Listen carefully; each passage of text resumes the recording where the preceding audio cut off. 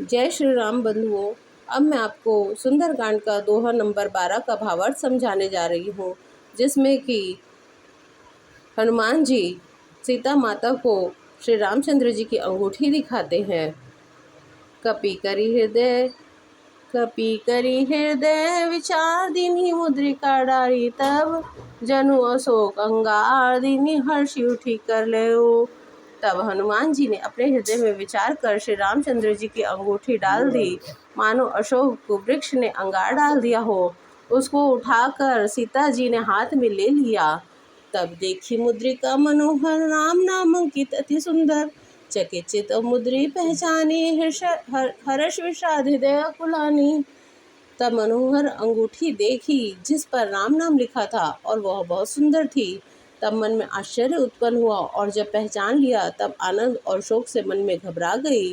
जीती को सके अजय रघुराई, माया ते असी रची नहीं जाई। सीता मन विचार करना ना, मधुर वचन बोले हनुमाना। फिर विचार करने लगी कि रघुनाथ जी तो अजय हैं, उनको कौन जीत सकता है। माया से तो ऐसी बनाई नहीं जा सकती। सीता जी अनेक विचार करने लगी तो हनुमान जी वृक्ष पर से बोले, रामचंद्र गुण बरने लागा, सुनते ही सीता कर दुख भागा। लागी सुने श्रवण मन लाई, आदेश से सब कथा सुनाई। हनुमान जी श्री रामचंद्र जी का गुण वर्णन करने लगे, जिसे सुनते ही सीता जी के दुख दूर हो गए। उन्होंने आदि से सब कथा कह सुनाई और सीता जी मन लगाकर सुनने लगी। श्रवनामत जेहि कथा सुहाई, कही सो प्रकट होती कि निभाई। तब हनुमंत निकट चले गए, फिर बैठी मन विस्मय भयु।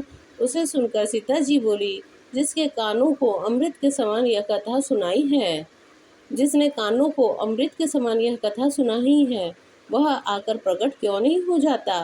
तब हनुमान जी समीप चले गए तो सीता जी फिर कर बैठ गई और मन में संदेह हुआ। रामदूत मैं मातु जान के, सत्य शपथ करुणा निधान की। यह मुद्रिका मातु में आनी, दीने राम तुम कह सही दानी। हनुमान जी बोले, हे माता, मैं शपथ खाकर कहता हूँ कि मैं श्री रामचंद्र जी का दूत हूँ। हे माता, यह अंगूठी श्री रामचंद्र जी की है। श्री रामचंद्र जी ने तुमको पहचान के लिए दी है। नर बानर ही संग कहूँ कैसे, कही कथा भई संगति जैसे। यह सुनकर जानकी जी ने कहा, कहो नर बानर का साथ कैसा, कहो नर बानर का साथ कैसा। तब हनुमान जी ने सब कथा कही। जय श्री राम।